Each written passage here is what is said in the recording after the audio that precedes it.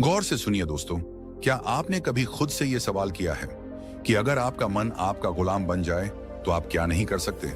क्या आपने कभी महसूस किया है कि आपकी जिंदगी में सबसे बड़ी लड़ाई बाहर की दुनिया से नहीं, आपके अपने मन से है? सुबह उठने का मन नहीं करता, कुछ नया सीखने का मन नहीं करता, बुरी आदतें छोड़ने का मन नहीं करता, गुस्सा आ जाता है, मन भटक जाता है, काम का मन नहीं करता, और फिर दिन के अंत में पछतावा होता है कि आज भी खुद से हार गया। कभी सोचा है कि ऐसा क्यों होता है? इस वीडियो में हम उसी गहराई तक उतरेंगे जहां से ये सारा खेल शुरू होता है, आपके मन से। और बात बस समझने की नहीं है, बात है जागने की, सच को देखने की और अपने मन को साधने की। क्योंकि जिसने अपने मन को साध लिया उसने सारा संसार जीत लिया। गौतम बुद्ध ने कहा था, मन ही सब कुछ है, तुम जो सोचते हो वही बन जाते हो। अब जरा सोचिए, अगर आपका मन ही बार बार सोचता है कि मैं कमजोर हूं, मुझे नहीं आता, मेरा ध्यान नहीं लगता, तो वो सोच धीरे धीरे आपका सत्य बन जाती है। और यही है मन की सबसे बड़ी चाल। वो आपकी बनाई हुई आदतों, भावनाओं और यादों का गुलाम बन जाता है और आपको गुलाम बना देता है। मन एक बंदर की तरह है जो हर पल उछलता है, कभी भविष्य की चिंता में तो कभी अतीत के पछतावे में। आपके साथ भी होता है ना? आप कुछ करने बैठते हैं और अचानक मन कोई पुरानी बात याद दिला देता है, कोई दुख, कोई गलती, कोई डर, और फिर आप वहीं अटक जाते हैं, कुछ करते ही नहीं। आपका शरीर वहीं बैठा होता है, पर मन कहाँ होता है कोई नहीं जानता। अब जरा सोचिए, ये वही मन है जो आपको महान बना सकता है अगर आप इसे समझ लें, इसे दिशा दे दें। क्योंकि मन खुद नहीं जानता कि क्या अच्छा है, क्या बुरा है। वो तो बस जिस चीज को आप बार बार दोहराते हो उसी को सच मान लेता है। अगर आप हर रोज खुद से कहते हो, मैं कुछ नहीं कर सकता, मेरा मन नहीं लगता, मेरी किस्मत खराब है, तो मन वही दोहराएगा, वही परोसता रहेगा और आप उसी में डूबते जाओगे। पर अब वक्त आ गया है कि आप इस मन को पहचानो, इसका व्यवहार समझो, इसकी चालाकी पकड़ो और इसे खुद के अधीन करो। मनोविज्ञान कहता है कि हमारे 95% निर्णय हमारे अवचेतन मन से लिए जाते हैं। यानी हम जो सोचते हैं, जो महसूस करते हैं, उसका बड़ा हिस्सा हमें पता भी नहीं चलता और फिर भी वही हमारे जीवन की दिशा तय करता है।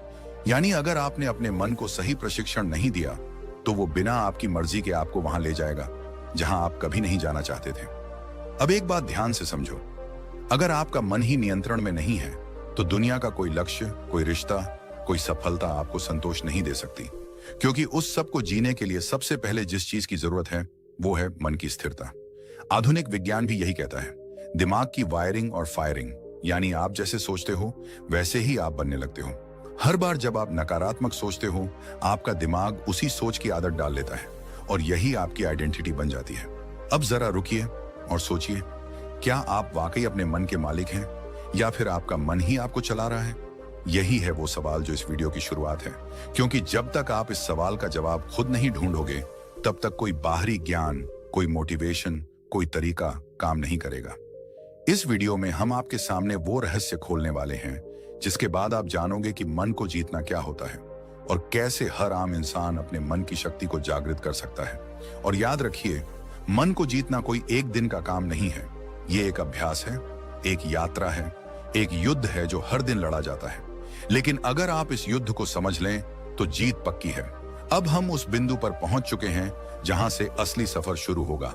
इस सफर में हम जानेंगे मन को कंट्रोल करने की 5 सबसे शक्तिशाली विधियां, जो न केवल आपके विचारों को बदलेंगी बल्कि आपके जीवन की दिशा ही मोड़ सकती हैं। तो बने रहिए इस वीडियो के साथ, क्योंकि अब जो आएगा वो सिर्फ जानकारी नहीं, जागृति है। पहली विधि, सकारात्मक आत्मवार्ता, पॉजिटिव सेल्फ टॉक। क्या आपने कभी अपने आप से कहा है, मुझसे नहीं होगा? स्विंगल, मैं हमेशा गलती करता हूं। जेरेनियम, मेरे बस की बात नहीं है। अगर हां, तो आज इस वीडियो को पूरा देखना आपके जीवन की दिशा को बदल सकता है। क्योंकि जिस व्यक्ति से आप सबसे ज्यादा बातें करते हैं वो कोई और नहीं, आप खुद हैं। और यही बातचीत आपके भविष्य की दिशा तय करती है। हमारा मन जो सोचता है वही हम बनते हैं। ये बात सिर्फ कोई मोटिवेशनल डायलॉग नहीं है, ये विज्ञान भी कहता है और ब्रह्मज्ञान भी। मन को कंट्रोल करने की पहली शक्तिशाली विधि है सकारात्मक आत्मवार्ता, यानी अपने आप से सकारात्मक बातें करना। ये कोई मामूली आदत नहीं, ये आपकी आत्मा से सीधा संवाद है। जब हम रोज खुद को नकारात्मक बातें कहते हैं, जैसे मैं कमजोर हूं, मेरे साथ ही ऐसा क्यों होता है, मुझे कुछ नहीं आता, तो हमारा अवचेतन मन, सबकॉन्शियस माइंड उन बातों को सच मानने लगता है। फिर वही बातें हमारी आदत बन जाती हैं, हमारी सोच बन जाती है और धीरे धीरे हमारा भविष्य भी वैसा ही बनने लगता है। मनोविज्ञान कहता है कि हमारा अवचेतन मन हर उस बात को रिकॉर्ड करता है जो हम खुद से बार बार कहते हैं। इसलिए अगर आप खुद से बार बार बोलते हैं मैं हार जाऊंगा, तो आपकी सोच हारने वाली बन जाएगी। और अगर आप खुद से रोज बोलें मैं कर सकता हूं, मैं सीख सकता हूं, मुझे खुद पर विश्वास है, तो आपका दिमाग उसी दिशा में काम करने लगेगा, सफलता की दिशा में। इस आत्मवार्ता का असर केवल आपके आत्मविश्वास पर ही नहीं पड़ता, बल्कि ये आपके शरीर की ऊर्जा, आपके फैसले और आपकी दृष्टि तक को प्रभावित करता है।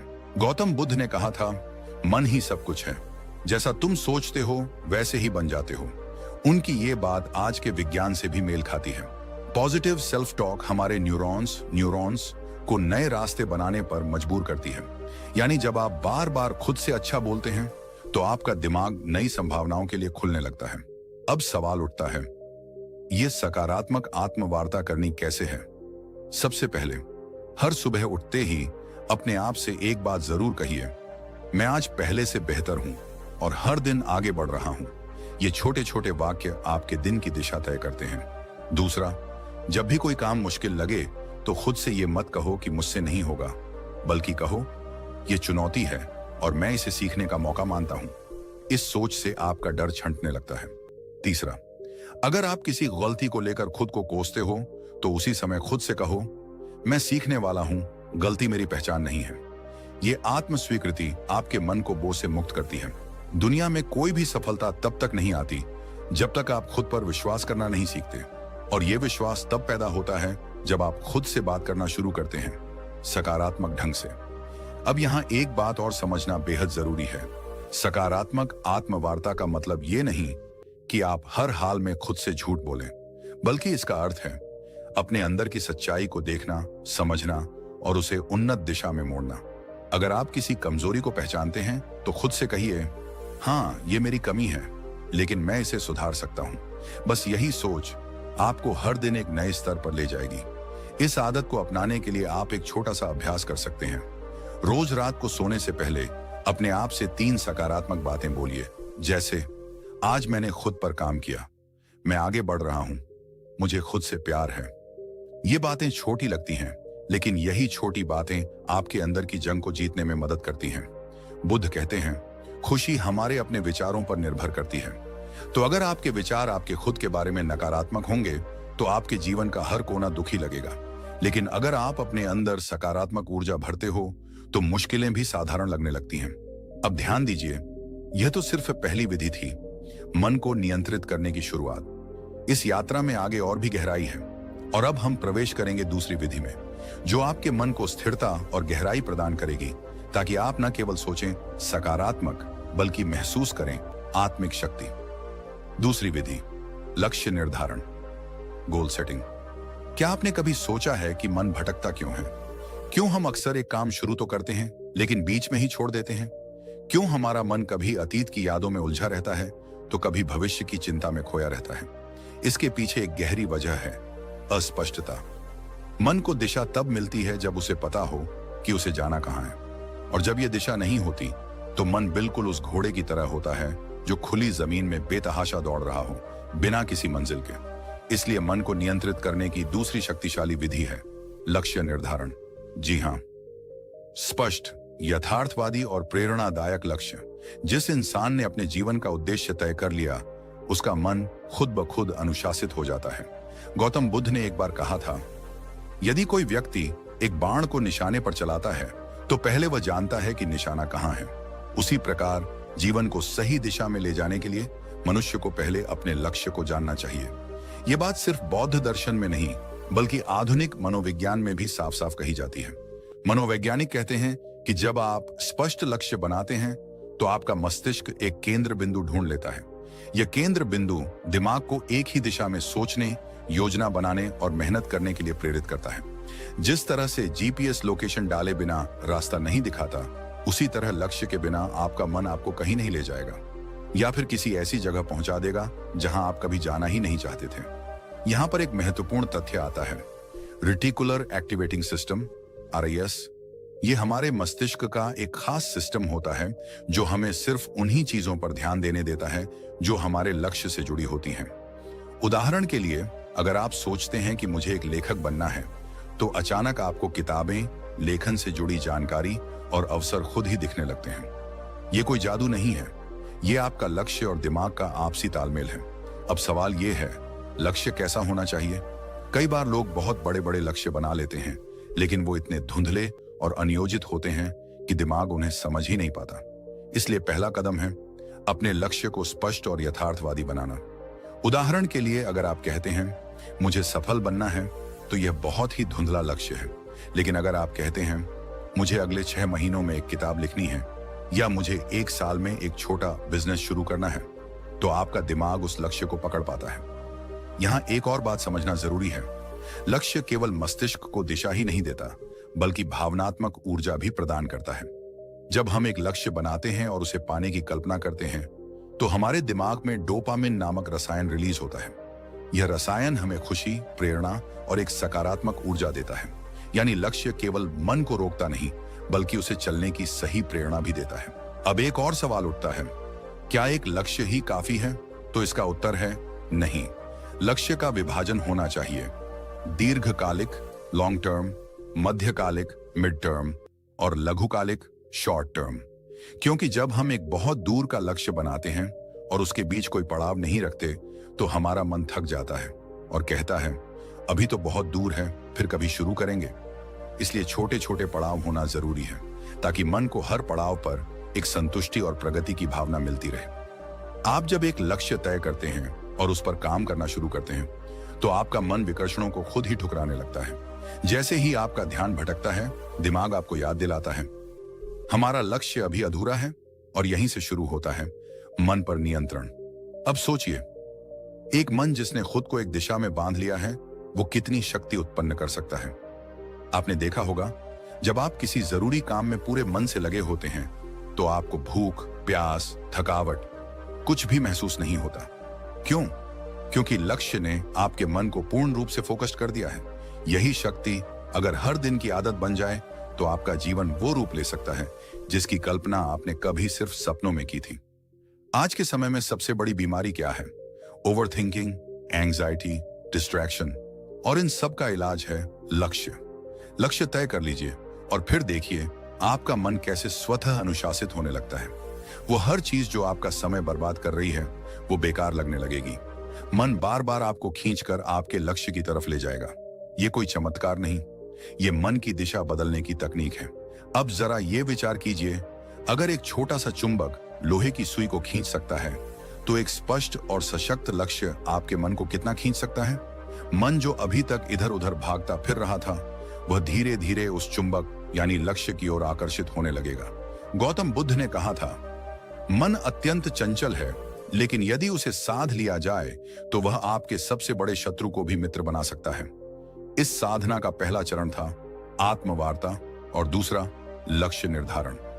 ये दोनों विधियां मिलकर आपके मन को भीतर से पुनः प्रशिक्षित करती हैं। ये उसे एक नए रास्ते पर चलाना सिखाती हैं, जहां दिशा है, उत्साह है और स्पष्टता है। तो अगर आप चाहते हैं कि आपका मन आपकी बात माने, तो सबसे पहले आप उसे बताइए कि कहां जाना है। फिर देखिए कैसे वो रास्ता खुद बनाने लगता है। और यही से शुरू होती है वास्तविक आत्मशक्ति की यात्रा। दोस्तों, क्या आप जानते हैं कि हमारा मन सबसे अधिक बेचैन तब होता है जब हमारे पास समय की कोई योजना नहीं होती, जब हम हर काम को टालते जाते हैं, जब दिन रात सिर्फ भाग दौड़ बनकर रह जाते हैं, लेकिन फिर भी मन शांति को नहीं छू पाता। तब असल में दिक्कत समय की नहीं होती, बल्कि उस समय के प्रबंधन की होती है। और यहीं से शुरू होती है मन को काबू में रखने की तीसरी शक्तिशाली विधि, समय प्रबंधन। आज हम जिस दुनिया में जी रहे हैं, वहां व्यस्त रहना एक ट्रेंड बन गया है, लेकिन व्यस्त होना और व्यस्तता का प्रबंधन कर पाना, ये दोनों एक जैसी चीजें नहीं हैं। अगर आप दिन भर बहुत कुछ करते रहते हैं, लेकिन अंत में थक कर गिर पड़ते हैं और खुद से ही नाराज रहते हैं, तो यकीन मानिए आप समय को नहीं चला रहे, समय आपको चला रहा है। और जब समय हमें चलाने लगे, तो मन खुद ब खुद बेचैन, चिंतित और थका हुआ महसूस करता है। हमारा मस्तिष्क तब सबसे अच्छा काम करता है जब वह जानता है कि अगला कदम क्या है। मन को दिशा चाहिए, स्पष्टता चाहिए और वह स्पष्टता आती है अच्छे समय प्रबंधन से। जब आप हर काम के लिए एक उचित समय निर्धारित कर देते हैं, जब आप जानते हैं कि किस काम को कब करना है, तो आपका मन खुद ब खुद शांत रहता है, क्योंकि उसे पता है अब कुछ भी अनियंत्रित नहीं है। समय प्रबंधन केवल घड़ी की सुइयों को देखने का नाम नहीं है। यह एक विज्ञान है, एक कला है और साथ ही एक साधना है। अगर आपने इसे साध लिया तो आप केवल अपने दिन को नहीं, अपने जीवन को, अपने भाग्य को और अपने मन को भी साध लेंगे। आधुनिक मनोविज्ञान कहता है कि जब हम अपने दिन की योजना बनाते हैं और उसे फॉलो करते हैं, तो हमारा ब्रेन डोपामिन नामक एक रसायन छोड़ता है जो हमें संतुष्टि और ऊर्जा का एहसास कराता है। यह वही रसायन है जो तब निकलता है जब हम कोई उपलब्धि प्राप्त करते हैं। यानी यदि आप हर सुबह अपनी दिनचर्या तय कर लेते हैं और दिन के अंत में उस पर टिके रहते हैं, तो आपका मस्तिष्क आपको एक सफल व्यक्ति की अनुभूति देता है, जिससे आत्मविश्वास बढ़ता है, चिंता घटती है और मन शांत होता है। अब बात करें ब्रह्म ज्ञान की, तो हमारे प्राचीन ग्रंथों में भी समय को सबसे बड़ा गुरु माना गया है। वेदों में कहा गया है, कालो ही परमम बलम, अर्थात समय ही सबसे बड़ी शक्ति है। जो इस शक्ति के साथ चलना सीख लेता है, उसके लिए कोई भी लक्ष्य असंभव नहीं रह जाता। गौतम बुद्ध भी समय के महत्व को भली भांति समझते थे। उन्होंने एक जगह कहा था, जो व्यक्ति एक क्षण को भी व्यर्थ नहीं जाने देता, वह जीवन को पूर्णता के साथ जीता है। बुद्ध के अनुसार जीवन की सच्ची शांति तभी संभव है जब हम हर क्षण में जागरूक रहें, हर पल का उपयोग करें। उन्होंने एक और अद्भुत बात कही थी, भविष्य की चिंता मत करो, भूतकाल के पछतावे में मत रहो, वर्तमान क्षण में जियो, क्योंकि यहीं पर जीवन है। समय प्रबंधन हमें वर्तमान में केंद्रित रहने की कला सिखाता है। जब हम अपने कार्यों को समयबद्ध करते हैं, तो हम अपने मन को अनावश्यक विचारों और चिंता से बचाते हैं। इससे मन न तो अतीत की गलियों में भटकता है, न भविष्य की अनिश्चितता में उलझता है। वह ठहरता है, जागता है और नियंत्रण में आता है। आधुनिक समय में अगर कोई व्यक्ति कहता है, मेरे पास समय नहीं है, तो असल में वह कह रहा है, मेरे पास प्राथमिकता तय करने की कला नहीं है। क्योंकि सच ये है कि हम सबके पास एक ही दिन के 24 घंटे हैं। अंतर केवल इस बात में है कि कोई उन्हें कैसे उपयोग करता है। कोई उस समय से अपने सपनों का महल बना लेता है, तो कोई उसी समय को टालमटोल और आलस्य में गंवा देता है। एक और मनोवैज्ञानिक शोध ये बताता है कि जब कोई व्यक्ति अपने कामों को प्रॉपर टाइम फ्रेम में बांट देता है, तो उसकी निर्णय लेने की शक्ति और आत्मनियंत्रण सेल्फ कंट्रोल में 35% तक की वृद्धि देखी जाती है। यानी समय की सही योजना न केवल काम में सहायता करती है, बल्कि मनोबल और मानसिक स्थिरता को भी बढ़ाती है। अब सोचिए, अगर हर सुबह उठकर आप केवल इतना जान लें कि आज का दिन आपके हाथ में है और आपको इसे इस प्रकार जीना है कि शाम तक आपका मन थक कर नहीं बल्कि तृप्त होकर सोए, तो कितना बदल जाएगा आपका जीवन। आप स्वयं अनुभव करेंगे कि मन अब उतना बेकाबू नहीं है, विचारों का शोर कम हो रहा है और एक गहरी स्पष्टता जन्म ले रही है। समय का सही प्रबंधन एक तरह से अपने आप से किया गया सबसे सुंदर वादा है कि मैं अपने जीवन को अनमोल मानता हूं और इसे यूं ही व्यर्थ नहीं जाने दूंगा। और जब यह भाव मन में दृढ़ हो जाता है, तब मन भी उसी अनुरूप काम करता है, वह आपके नियंत्रण में आने लगता है।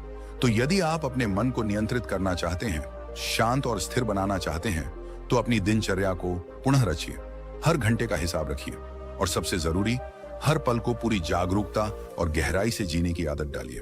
जब मन देखेगा कि आप समय का सम्मान कर रहे हैं, तो वह भी आपको सम्मान देगा। दोस्तों, क्या आप जानते हैं, हम सबके भीतर एक ऐसी शक्ति है जो अगर जाग जाए तो न कोई डर टिक सकता है, न कोई चिंता, न कोई भ्रम। लेकिन अफसोस की बात यह है कि आज की भाग दौड़ भरी जिंदगी में हम उस शक्ति से बिल्कुल कट चुके हैं। मन एक भटकती हुई हवा बन गया है, कभी अतीत के पछतावे में उलझा हुआ, तो कभी भविष्य की चिंता में डूबा हुआ। और यही सबसे बड़ा कारण है मानसिक अशांति का, नींद ना आने का, अकेलेपन का और आत्मविश्वास की कमी का। आज हम बात करने जा रहे हैं ध्यान की, यानी मेडिटेशन की।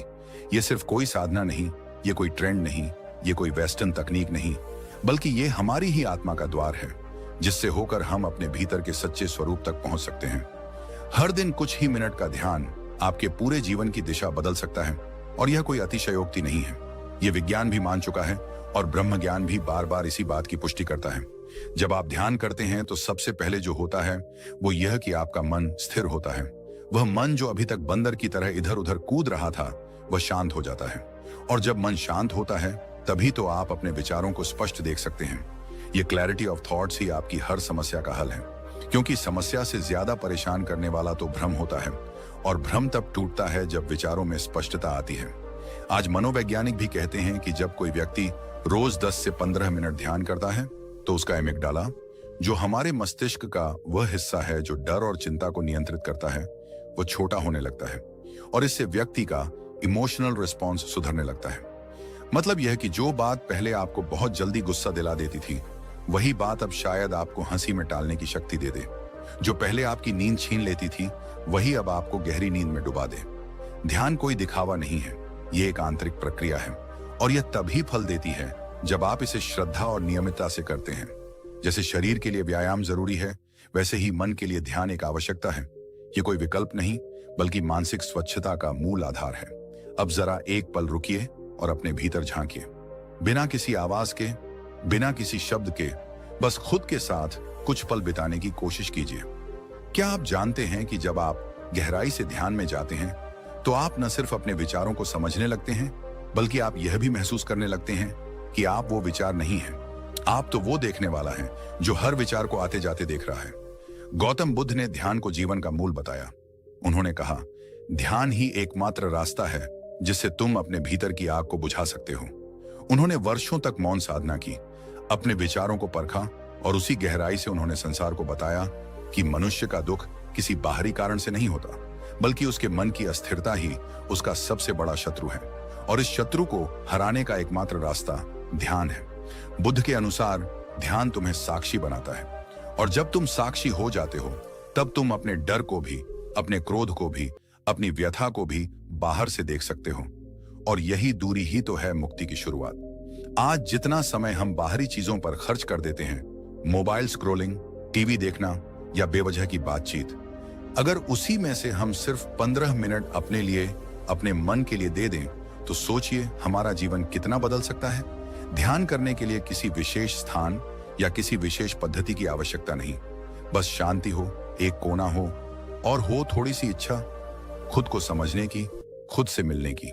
आप चाहे तो आंखें बंद करें, अपनी सांसों पर ध्यान दें, चाहे तो ओम का उच्चारण करें, चाहे तो सिर्फ मौन रहें। तरीका कोई भी हो सकता है, लेकिन परिणाम हमेशा एक ही मिलेगा, शांति, गहराई और भीतर की शक्ति। ध्यान हमें सिखाता है कि शांति बाहर नहीं, भीतर है। ध्यान हमें सिखाता है कि समाधान कोई और नहीं देगा, हमें खुद ही खोजना होगा। ध्यान हमें सिखाता है कि जब तक तुम अपने मन पर नियंत्रण नहीं करते, तब तक कोई भी चीज तुम्हें पूरी तरह संतुष्टि नहीं दे सकती, न दौलत, न रिश्ते, न सफलता। और अंत में एक बात जो सबसे जरूरी है, ध्यान कोई एक बार का प्रयोग नहीं है, यह एक निरंतर यात्रा है। जैसे जैसे आप इस यात्रा में आगे बढ़ेंगे, वैसे वैसे आप खुद को उस रूप में जानने लगेंगे जो आप वास्तव में हैं।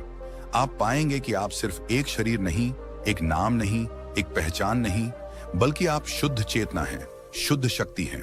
और जब यह बोध हो जाता है, तब मन पर नियंत्रण कोई कठिन कार्य नहीं लगता। तब चिंता मिट जाती है, तब डर भाग जाता है, तब भीतर से आवाज आती है, अब तुम मुक्त हैं। और ठीक यहीं से हमारी अगली विधि की शुरुआत होती है, जो इस शुद्ध चेतना को और अधिक गहराई से पहचानने की ओर हमें ले जाएगी।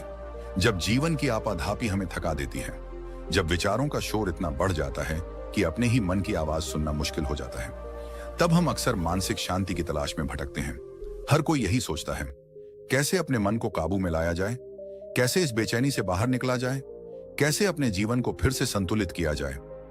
आज हम बात कर रहे हैं उसी खोज के अंतिम पड़ाव की, मन को कंट्रोल करने की 5 शक्तिशाली विधियों में से 5वीं विधि की, जो दिखने में सरल है लेकिन इसके पीछे छुपी है अनंत शक्ति। यह विधि है शारीरिक व्यायाम, यानी रेगुलर फिजिकल एक्सरसाइज। अब आप सोचेंगे कि इसमें ऐसा क्या खास है, क्या वाकई शारीरिक व्यायाम से मन शांत हो सकता है? तो चलिए आज हम इस पर गहराई से बात करते हैं, सिर्फ शब्दों से नहीं, बल्कि विज्ञान, प्राचीन ज्ञान और अनुभव से जुड़े तथ्यों के आधार पर। सबसे पहले यह समझिए कि हमारे मन और शरीर का रिश्ता कितना गहरा है। जब शरीर में कोई बदलाव होता है तो उसका सीधा असर मन पर पड़ता है, और जब मन में कुछ चलता है तो शरीर भी उसका असर झेलता है। इसीलिए अगर आप अपने मन को नियंत्रित करना चाहते हैं तो शरीर को अनदेखा नहीं कर सकते। आधुनिक विज्ञान कहता है कि जब हम व्यायाम करते हैं, चाहे वो तेज चलना हो, योग हो, दौड़ना हो या कोई खेल, तो हमारा मस्तिष्क एंडोर्फिन्स एंडोर्फिन्स नामक रसायन छोड़ता है, जिसे फील गुड हॉर्मोन्स कहा जाता है। यह वही रसायन है जो हमें सुकून देता है, तनाव को कम करता है और मन को स्थिर करता है। यही कारण है कि जो लोग रोजाना व्यायाम करते हैं वे मानसिक रूप से ज्यादा स्थिर, शांत और सकारात्मक बने रहते हैं। अब अगर हम प्राचीन ब्रह्म ज्ञान की ओर देखें तो वेदों और उपनिषदों में भी कहा गया है, शरीर माध्यम खलु धर्म साधनम, अर्थात यह शरीर ही धर्म पालन का पहला साधन है। जब शरीर स्वस्थ होगा तभी मन भी अनुशासित होगा और जीवन का लक्ष्य प्राप्त कर पाना संभव होगा। गौतम बुद्ध के जीवन में भी इसका विशेष महत्व देखने को मिलता है। बुद्ध ने अपने शिष्यों को केवल ध्यान और उपदेश ही नहीं दिए, बल्कि उन्हें नियमित रूप से चलने, शरीर को सक्रिय रखने और अपने शरीर के साथ अपने मन का भी ध्यान रखने की शिक्षा दी। जीवन में मध्य मार्ग अपनाओ, ये बुद्ध का सबसे बड़ा संदेश था। न तो शरीर को इतना थकाओ कि वह टूट जाए और न ही उसे इतना आराम दो कि वह जड़ हो जाए। संतुलन ही असली साधना है। ध्यान दीजिए, जब आप थके हुए होते हैं, तनाव में होते हैं या क्रोध में होते हैं तो आपका शरीर कैसा हो जाता है? आपकी सांसें तेज चलने लगती हैं, मांसपेशियां कस जाती हैं, नींद उड़ जाती है और पेट में गड़बड़ी होने लगती है। यह सब शरीर के अंदर का संकेत है कि मन ठीक नहीं चल रहा। लेकिन जैसे ही आप व्यायाम करते हैं, श्वास गहरी होती है, शरीर में ऊर्जा दौड़ती है, नींद सुधरती है और मन हल्का लगने लगता है। इसका एक और गहरा पक्ष है जो बहुत कम लोग समझते हैं। जब आप व्यायाम करते हैं तो आप अपने शरीर से जुड़ते हैं। उस क्षण आप वर्तमान में होते हैं, अभी और यही है being in the present moment, जो कि ध्यान का सबसे मूल सिद्धांत है। और जब आप इस तरह से हर दिन अपने शरीर के साथ उपस्थित रहते हैं तो धीरे धीरे आपका मन भी आपके नियंत्रण में आना शुरू करता है। व्यायाम का मतलब सिर्फ जिम जाना या भारी वजन उठाना नहीं है। यह तो आपकी दिनचर्या का एक हिस्सा बन सकता है, जैसे सुबह की सैर, सूर्य नमस्कार, प्राचीन योगासनों का अभ्यास या यहाँ तक कि खेतों में काम करना भी एक तरह का व्यायाम है। सवाल यह नहीं है कि आप क्या करते हैं, सवाल यह है कि आप कितनी नियमितता से करते हैं और कितनी श्रद्धा से करते हैं। और एक बात हमेशा याद रखें, जब आप अपने शरीर को रोज सुधारते हैं तो आप अनजाने में अपने मन को भी एक नई मन को नियंत्रित करना कोई एक दिन का काम नहीं है। ये एक यात्रा है, आत्मज्ञान की, अनुशासन की और अपने भीतर की शक्ति को पहचानने की। जब आप अपने मन को समझना शुरू करते हैं, उसे दिशा देना सीखते हैं, तो आप खुद महसूस करेंगे कि जीवन में कितनी शांति, स्पष्टता और ऊर्जा आ गई है। आज से ही छोटी शुरुआत करें, ध्यान करें, अपनी सांसों पर ध्यान दें, अपने विचारों को देखें और हर दिन खुद से जुड़ने का प्रयास करें। एक दिन, 2 दिन, 1 हफ्ता और धीरे धीरे आप अपने भीतर के उस मौन को महसूस करेंगे जो अब तक बाहर की दुनिया के शोर में खो गया था। और याद रखिए, मन पर विजय ही जीवन की सबसे बड़ी जीत होती है। अगर आपको यह वीडियो पसंद आया हो, अगर आपको इससे कुछ सीखने को मिला हो, अगर इन बातों ने आपके मन को छुआ हो, तो कृपया इस वीडियो को लाइक करें, अपने दोस्तों और परिवार के साथ शेयर करें और हमारे YouTube चैनल को सब्सक्राइब करें। आपका एक एक सब्सक्राइब हमें प्रेरणा देता है कि हम आपके लिए और भी गहरा और भी सार्थक ज्ञान लेकर आए। हमारा उद्देश्य सिर्फ वीडियो बनाना नहीं, बल्कि आपके जीवन में एक सकारात्मक बदलाव लाना है। तो जुड़िए हमारे साथ इस आत्मविकास की यात्रा में, क्योंकि आने वाले वीडियो में हम बात करेंगे एक ऐसे विषय पर जो आपके जीवन के हर कोने को रोशन कर सकता है। धन्यवाद। शांत रहिए, जागरूक रहिए और अपने भीतर की शक्ति को पहचानते रहिए।